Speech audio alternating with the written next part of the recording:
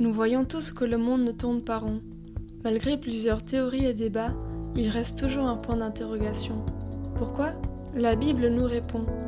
Notre choix a été de désobéir à Dieu et de l'oublier. Mais ce que Dieu veut, c'est que nous soyons réconciliés. Comment ? Il est venu sur cette terre il y a 2000 ans. Jésus a vécu en tant qu'homme une vie parfaite et juste. Il est mort sur la croix pour effacer nos actions injustes. Quand on lit la Bible, on réalise ce que Dieu a fait pour nous sauver. En effet, Jésus n'a pas hésité à donner sa vie pour nous libérer. Le problème, c'est que nous n'avons pas voulu l'écouter. Nous préférons avoir le contrôle et galérer. Au lieu de lui faire confiance, nous avons tous tendance à nous inquiéter et oublier que Dieu est présent pour nous aider. Nous avons besoin de prier pour nous reconnecter. Mot de passe oublié ? Pas de souci, Jésus nous laisse passer. Dieu nous a offert sa parole pour nous parler. À nous de la lire et de l'écouter.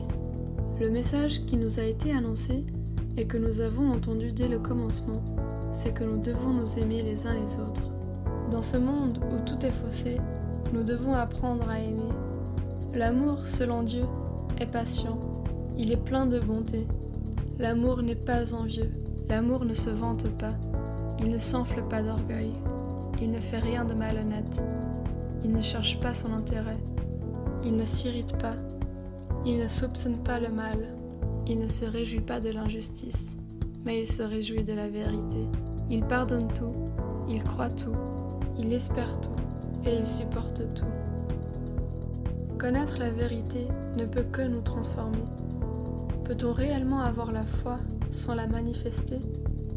Dans Jacques chapitre 1, versets 23 à 24, il est écrit que si quelqu'un écoute la parole et ne la met pas en pratique, il ressemble à un homme qui regarde son visage dans un miroir et qui, après s'être observé, s'en va et oublie aussitôt comment il était.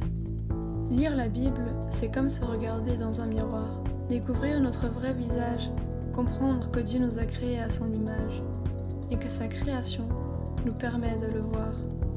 Ne nous contentons pas de le savoir, car écouter sans nous y conformer, c'est comme voir la lumière mais rester dans le noir.